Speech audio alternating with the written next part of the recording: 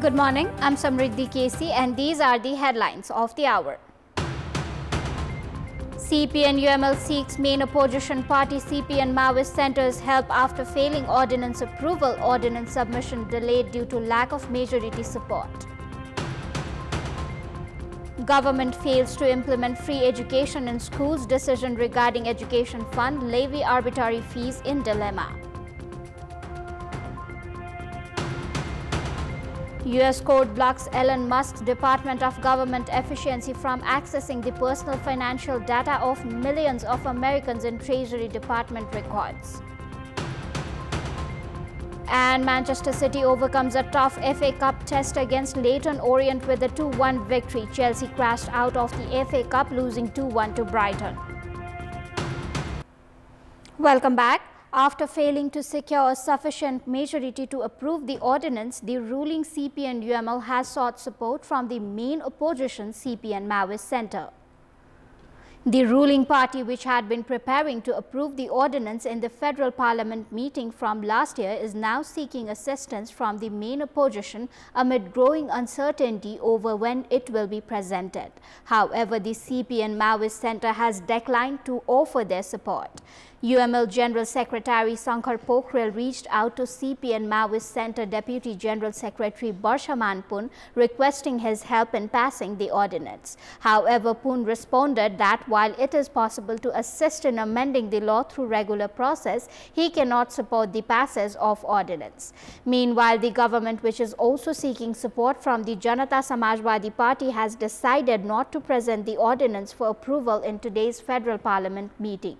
Janata Samajwadi Party has said that it will decide its position and move forward once the government officially places the ordinance on the agenda.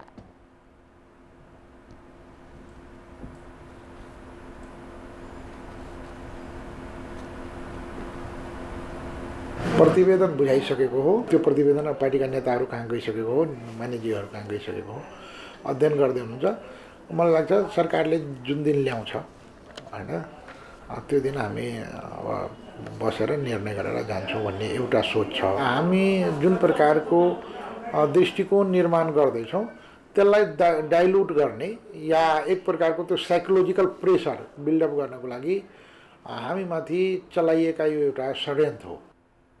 The government has been unable to move forward with the ordinance due to lack of majority in the National Assembly without Janata Samajwadi Party's support. While Congress and UML have accused the party of bargaining for power, the party has denied these claims. The ordinance's approval has become increasingly challenging as the party initially backed the Prime Minister with a vote of confidence is now hesitant to support in the National Assembly. As a result, the ordinance is not included in the possible agenda for either house in today's session. A law mandates free education for all citizens up to the secondary level in line with the Constitution. An education fund was also planned through a partnership between the central, provincial and local governments. However, due to its impractical implementation, students are being forced to pay arbitrary fees for admission, tuition and extracurricular activities. Schools that claim free education cannot be realized without adequate funding and staffing. Although legal provisions exist for free education, community schools continue to charge students at the basic level under various pretexts. Even at the secondary level, students in classes 11 and 12 are being charged arbitrary fees. School administrators argue that free education cannot be implemented until the government allocates additional funding and provides the necessary teachers and staff. वर्षमा 3000 देखि 4000 सम्म दिनुहुन्छ. त्यसैले हामीले विद्यालय कर्मचारी, विद्यालयका सहयोगी प्लस निजी क्षेत्रमा केही शिक्षक कर्मचारी राखेका छौं. उहाँहरुको लागि मात्रै मिनिमम हामीलाई कतैबाट स्रोत साधनको परिपूर्ति भइदियो भने हामीलाई शुल्कतिर हामी उठाउनु पर्दैन होला. पर्याप्त दरबन्दी, शिक्षक दरबन्दी, कर्मचारीहरू विद्यालयलाई राज्यले नै सम्पूर्ण सुविधाहरू पूर्ण रूपमा विद्यालयलाई उपलब्ध गराइदियो भने यो सम्भव छ, नत्र सम्भव देखिन्न sir. The Constitution mandates free education up to 12th grade for all citizens, yet it has not been implemented even after 6 years. The Ministry of Education formed a task force to implement the law, gathering suggestions, and has decided to establish an education fund through a partnership between the central, provincial, and local governments. The ministry plans to ensure free education by increasing resources and investment through the education fund. निशुल्क शिक्षा प्रत्याभूत गर्नको लागि चाहिँ अहिले के समस्या छ भन्ने भन्दाखेरि पनि विद्यालयहरूले निशुल्क शिक्षा प्रदान गर्नुपर्ने यो दायित्वबाट हामी कोही पनि बाहिर जान सक्दैनौं. Around 5 million students are enrolled in 29,000 schools across the country at the basic and secondary levels. While the government allocates 200 billion rupees annually for overall education, more than 150 billion rupees are dedicated to school education alone. However, permanent teachers for classes 11 and 12 have not yet been arranged. Although the ruling party's manifesto promised to allocate 20% of the total budget for education development and reform, the commitment is often forgotten once in power. Educationists argue that free education cannot be provided without addressing teacher compensation. राजनीतिक दलको घोषणा पत्रको आधारमा निशुल्क भनेर भन्ने शब्द राखेको रहेछ. तर देशको हैसियत चाहिँ नि कसैले पनि बुझेन छ. त्यो हैसियत नबुझ्दाखेरि के भयो भन्दाखेरि निशुल्क गर्नुपर्छ भनियो तर चाहिँ गर्न सकिएन. संविधानमा लेखेपछि फेरि चाहिँ के भयो भने त्यसलाई ऐन बनाउनु पर्ने. पैसा जम्मै एक ठाउँमा जाने हो, आवश्यकता अनुसार खर्च गर्न पाउने हो. त्यसको फाइदा त्यति मात्रै हो. तर ग्यारेन्टी के गर्दैन त्यसले भनेर भन्दाखेरि त्यसले चाहिँ सबैलाई निशुल्क शिक्षा दिन्छ भन्ने ग्यारेन्टी गर्दैन. The government has stated its intention to increase resource management and investment for free education. However, the education sector's budget remains under 10% of the total budget, making it difficult to create teacher and staff positions. A fire at Ministry of Water Supply in country's main administration hub Singadarbar took 2 hours to control, completely burning 2 rooms into ashes. The incident occurred after Minister Pradeep Yadav and his staff allegedly ignored an ongoing leakage issue. A fire broke out yesterday's morning in Minister of Water Supply Pradeep Yadav's office in Ministry's 4th floor. According to Singadarbar police, the fire possibly caused due to an electrical issue. The police, with the help of a fire brigade, quickly extinguished the fire, which burned curtains, carpets, tables, chairs, and possibly important documents. 2 ministry employees were interrogated for investigation. Minister of Water Supply and Minister of Urban Development Prakash Man Singh visited Singadarbar after the incident. Minister Singh assured necessary precautions to prevent further incidents. Precautionary measures are त्यसलाई चाहिँ हामीले अपनाउने कुरा हो. हामीले चाहिँ के हो भन्दाखेरि हाम्रो ह्युमन फ्याक्टरबाट र म्यानेजमेन्टबाट त्यसलाई चाहिँ कन्ट्रोल गर्ने कुरामा चाहिँ हामीले गर्ने हो. अब हाम्रो हातभन्दा बाहिर कुराले त हामीले त गर्न सक्दैनौँ नि त. Minister Yadav suspected an electrical short, citing a burning smell for 2 days, but claimed no important documents were burnt. बिजुलीको सर्ट सर्किटबाट नै यो आगलागी लागेको भने अनुमान गरिएको छ. बाँकी प्रहरी अनुसन्धान गरिरहेको छ. हिजो पनि बेलुका म च्याम्बरमै हुँदा गनाएको थियो. जरुरतमन्द डकुमेन्ट, अति आवश्यक डकुमेन्ट मेरो टेबलमा थिएन. म सिग्नेचर गरेर सचिवजीमा पठाइदिन्थेँ, सधैँ पठाइदिन्थेँ. त्यस कारणले गर्दा कुनै पनि डकुमेन्ट अफिसियल डकुमेन्ट जलेको छैन. Ministry of Urban Development has formed a 3-member committee led by Senior Division Engineer Ganesh Karmachari with Deputy Secretary of the Water Supply and Engineer Ganesh Pandey as members to assess fire damage. Ministry lacked a fire alarm system, the fire extinguisher had not been replaced in 10 years, and the building had old infrastructure, outdated equipments, and aging wiring systems. Welcome back. The adoption and scope of artificial intelligence has been increasing worldwide and in Nepal as well. For the first time, AI has been featured in the 30th edition of Can Infotech, organized by Federation of Computer Association, Nepal.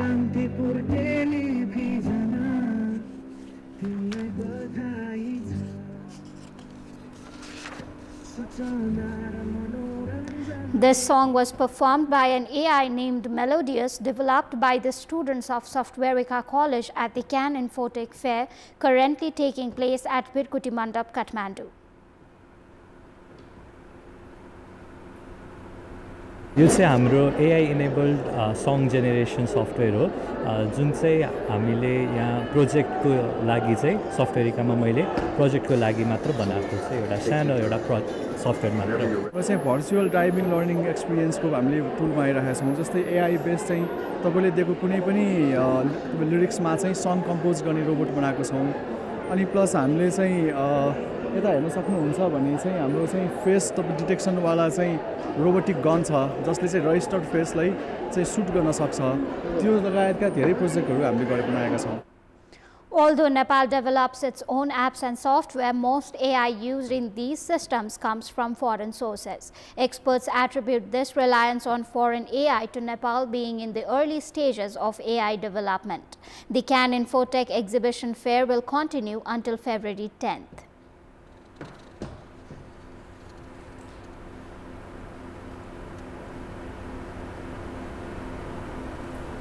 Civilian housing program in hilly districts of the Koshi province has stalled due to delayed subsidy funds from the Ministry of Urban Development. Out of 16,000 beneficiaries targeted, only 8,000 families have received the first installment. Several people on the hilly region remain in unsafe shelters despite being listed as beneficiaries of the housing program. Launched in the Nepalese year of 2074 to support marginalized groups, the program selected 16,479 beneficiaries across 32 local levels in Koshi province. In Dhankuta, 2,409 applied, 324 were listed. However, only 20 received the first installment of 45,000 Nepali rupees, while 1,226 beneficiaries have begun construction. 7,287 are still waiting for funds. An estimated 600 million Nepalese rupees is required to cover the subsidies. It is time for international news.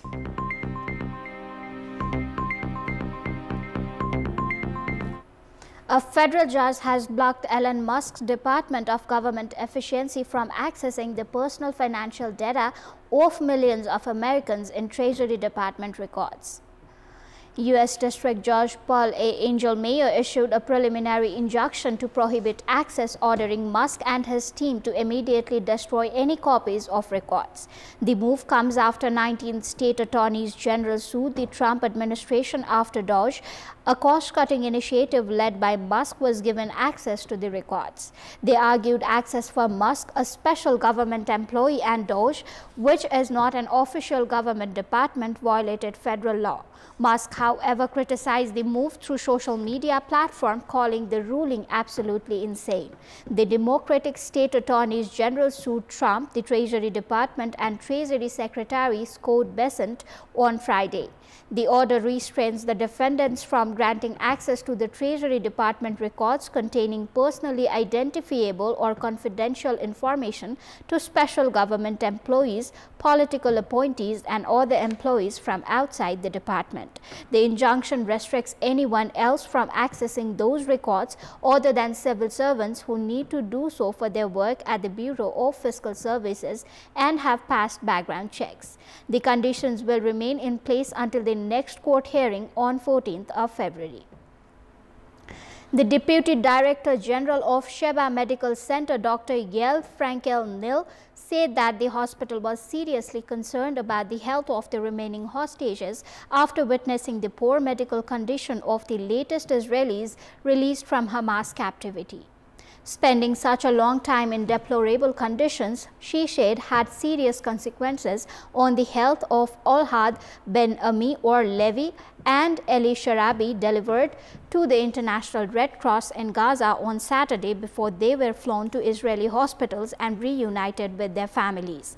Israelis were shocked when they saw how giant and fragile the three men were when watching their release live on television earlier in the day.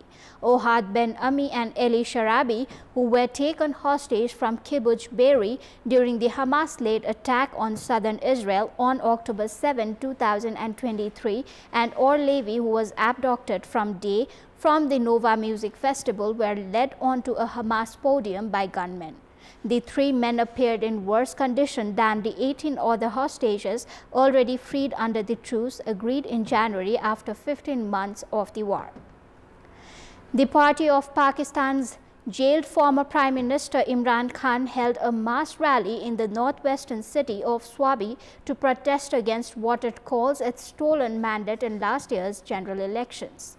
February 8 marks the first anniversary of the election that Pakistan Tehreek-e-Insaf (PTI) party lost, and leaders say they wanted to mark February 8 as a black day and called for the protest countrywide.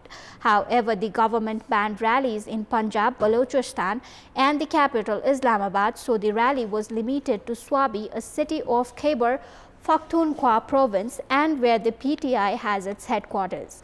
Khan's party alleges the general election in 2024 was rigged and demands the release of all its leaders, including Khan, who has been jailed on a series of corruption charges since August 2023.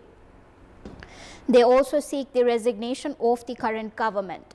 There were violent protests last November when police used containers to block Khan supporters from marching on to Islamabad to attend banned demonstrations.